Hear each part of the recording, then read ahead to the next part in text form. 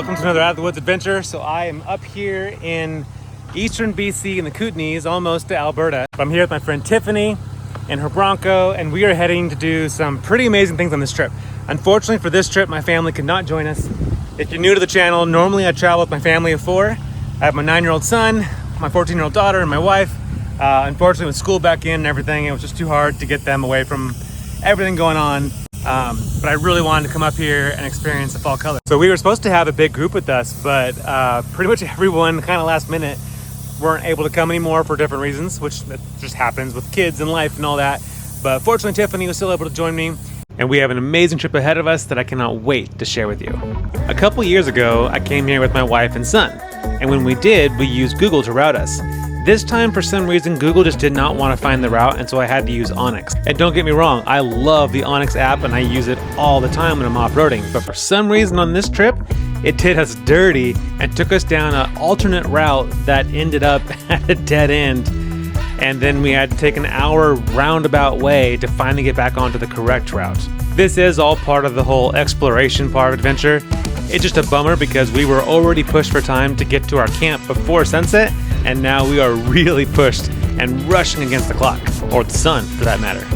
As we were driving, Tiffany mentioned that her windshield was just filthy and she was having a really hard time getting video of the scenery and my Jeep. So I stopped for a quick moment, pulled out my little handy squeegee, and got it all clean for her. That's why you always got to bring one of these with you when you overland. Look at that, so much better. Now she can really enjoy these views as we're heading up to camp.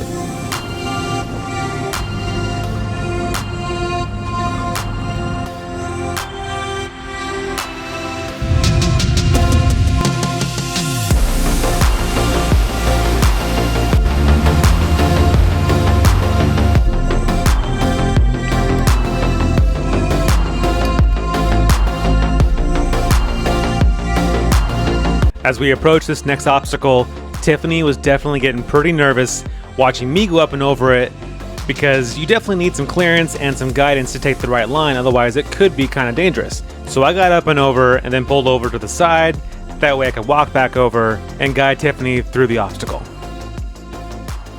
Driver, there you go. Passenger, there you go, stay high. Yep, driver, there you go. You're okay. It looks worse from there than it is. Really not bad. Not the hardest part. Exactly. You're good. Keep coming to me. Pretty much leveled it off for you, so yeah.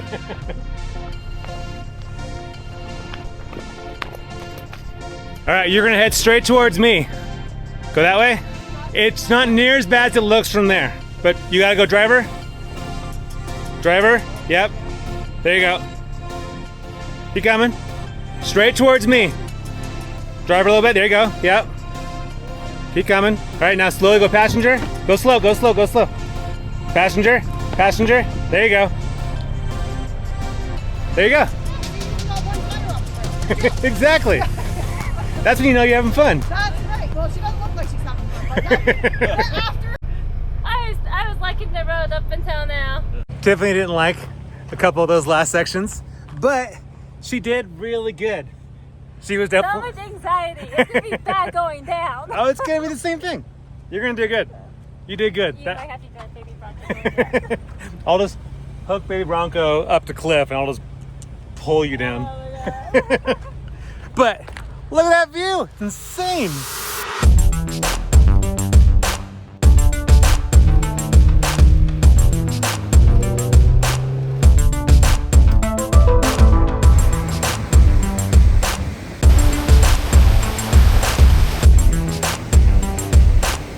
Yep, straight now, low passenger. There you go, yep. Right now, driver, there you go.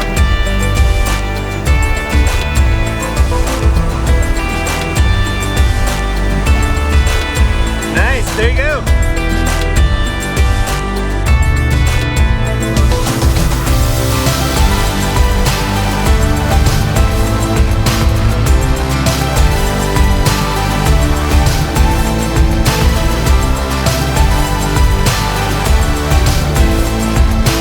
One thing I didn't get video of is that Tiffany decided that she wanted me to go ahead up this kind of secondary route where I was looking to camp tonight because she wasn't quite sure if she wanted to do that drive herself in the Bronco. So I went ahead and went up by myself, just kind of scoping it all out to see if there was a campsite available, and then I would go back down and get her. The one thing I didn't think about is that I'd have to walk all the way back down to her car. Fortunately, this guy in the 4Runner was super nice and let me hitch a ride back down to pick her up. So I guess Toyotas and Jeepers can be friends. Alright, so now I'm in Baby Bronco. This is a repeat from Denver, or not Denver, from the San Juans last summer. Yeah. And now we're gonna drive Baby Bronco up because that spot by the glacier is amazing. And I know that the Bronco can make it up. We spent a bunch of time in her last Bronco last summer in the San Juans off-roading, and I was pretty amazed what this thing could do. Its main issue was clearance. But even that is better now because she just got this one, and this one has the Sasquatch and Badlands package, which gives it bigger tires and a slightly bigger lift, along with skid plates on the front and across the whole bottom, so it actually is pretty capable. It even has a rear locker, which I did have to use in this little situation to get through.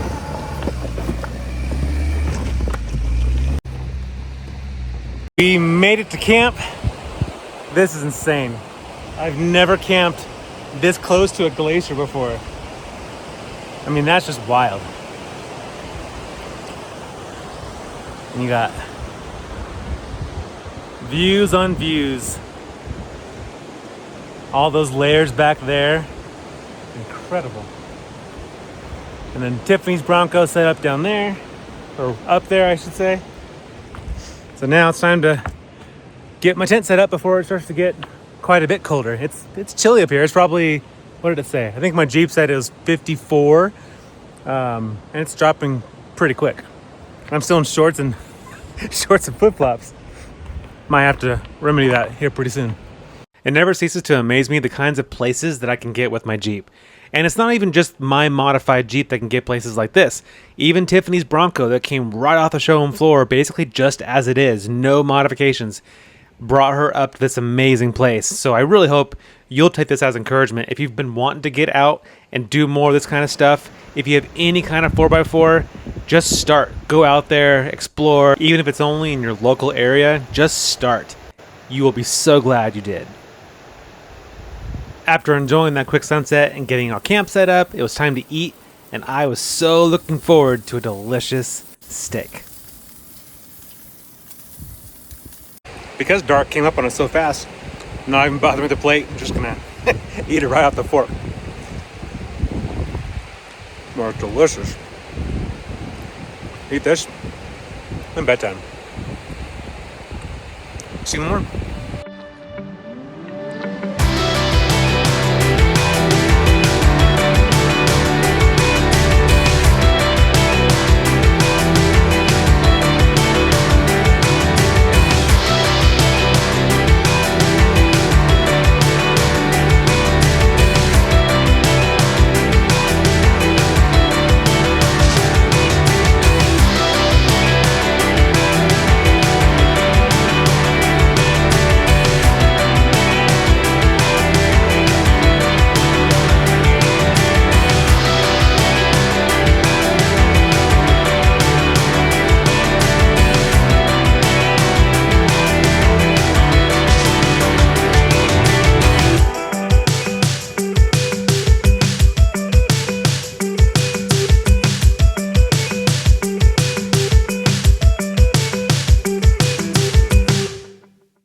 Well, good morning. I slept like a baby last night. I don't know if it was the sounds of the river going down or what, but I slept so good. Went to bed at about 10:30, woke up at 7:30, so it felt really, really good. And the sky is starting to light up. It's kind of smoky this morning, but it makes for some really pretty colors. We got camp all packed up, but we can't leave here without checking out this glacier that we're camped so close to. So we're going to check it out.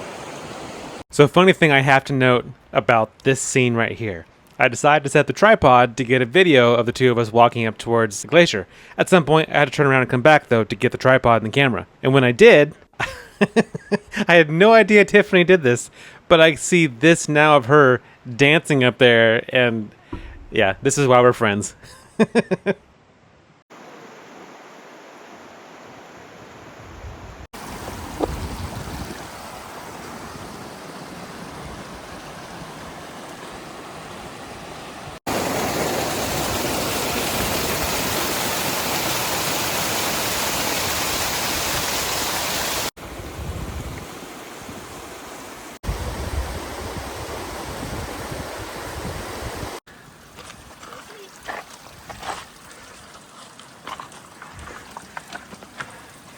there's kind of a cave back in there.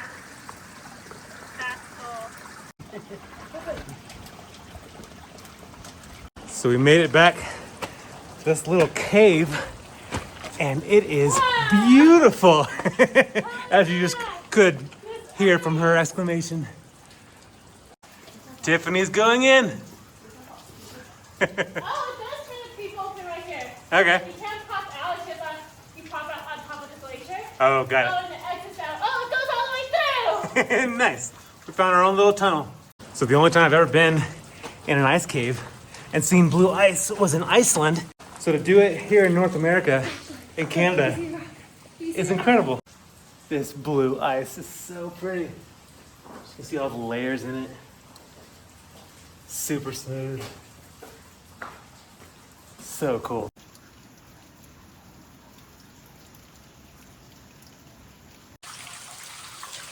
Oh my gosh, this will be a perfect shooting spot. I'm so bummed that I didn't know about this little cave system when we were here last year with Angel and Asher, because Asher would have absolutely loved this. So we'll have to come back because he would just eat this up. So it goes without saying, be very careful if you ever go into glaciers. She has all kinds of ice experience. She climbs ice in the winter. So I trust her knowledge of what's safe and what's not. But if you don't know, probably better not to go in these, just as a little safety note. Well, that was a fun little mini adventure into the glacier. Now we're gonna go down to the vehicles. We're both gonna fill up our water bottles because who wouldn't want fresh glacier water to drink on the drive out? Nothing beats ice cold glacier water. Oh, no filter needed. Delicious. If you've never had the chance to experience glacier water, I really hope you do get that chance at some point because it really is. It's so good and refreshing, and it was just what we needed before the long drive down off this trail.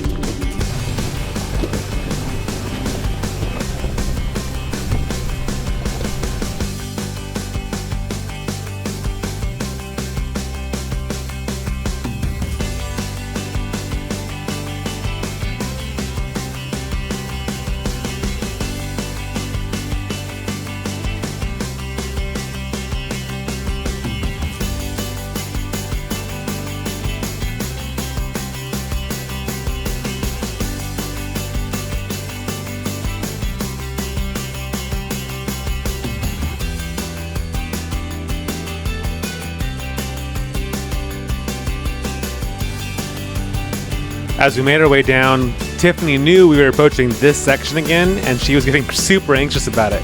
So I told her, just watch my line, watch where I put my tires, and just copy me exactly. And she honestly did so good. She picked the perfect line and got her Bronco through without any issue at all, and she was so relieved to actually find out how easy it was. And that's really all this stuff is. It's just doing it over and over again, going with others that are more experienced than yourself that you can learn from. And the more you do it, you really do just get that much more comfortable every single time as you learn more about your own skills and your vehicle. After a couple hours on dirt, we finally made it back to pavement, and now we are on our way over to Banff because we have some really cool hikes to do over the next few days that I am super pumped about. So we had like a 2-hour drive and made it over into the Banff area, and we were gonna do Johnston Canyon. This is one of my favorite little hikes to do in the area. It's great for families, young kids. The trail is mostly, a big portion of it's all paved, so it makes it super easy, and it's beautiful hiking up this canyon, blue water running below, steep walls. It's a cool spot.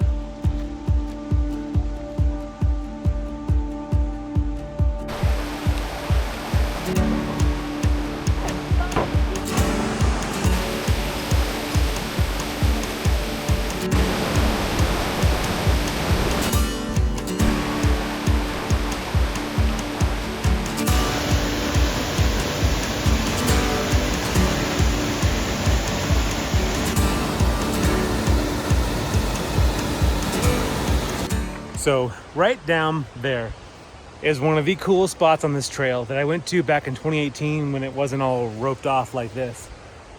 And now they say it's for bird nesting, which I think it's a blatant lie. Especially not year round, maybe in the summer, but not in the fall.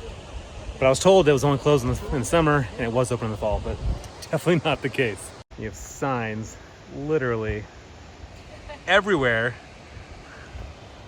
reminding you not to go down there. More signs. They're really gonna maneuver around. They really are. So we're standing over the cave. I'll share a photo so you can see what it looked like the one time I got to go.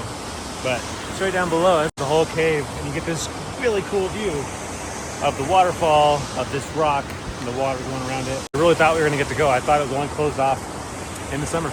So since I'm not allowed to go down there, I figure I might as well use my 10-foot pole with a 360 and show you guys some live footage this way.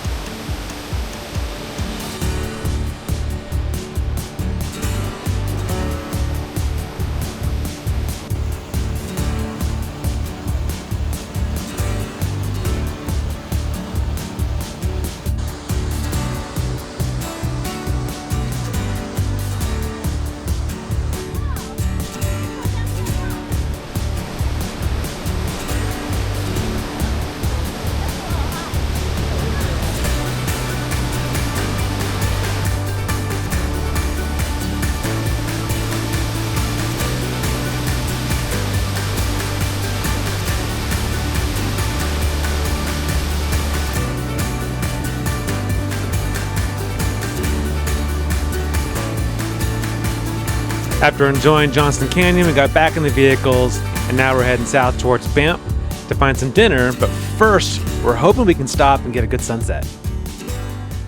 So we just got to Vermilion Lakes, and this is a really beautiful spot right off the freeway, and there was a rainbow just right there a few minutes ago. And I'm hoping for sunset it's gonna come back, along with all these clouds getting lit up. Could be a really, really pretty sunset.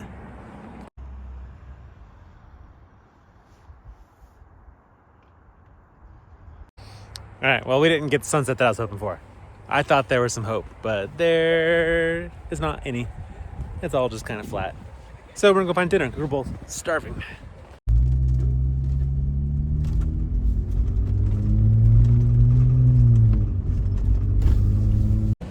So we made it down to Banff. Now we're just looking for a place to eat. I think I found a pretty good spot. There is actually a lot of good food in Banff. Some of it is kind of pricey, but there's also some really good options that are more budget friendly, which is what we found. And they have elk, which is always a bonus.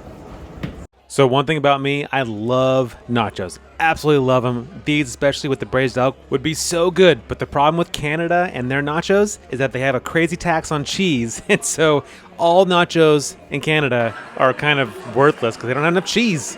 So I went safe and I got a burger. That is it for part one. Thank you so much for watching. And if you don't already, please subscribe and like this video and be ready on the lookout for part two coming out soon, where we explore the Icefields Parkway and do some pretty amazing hikes. We'll see you on the next video.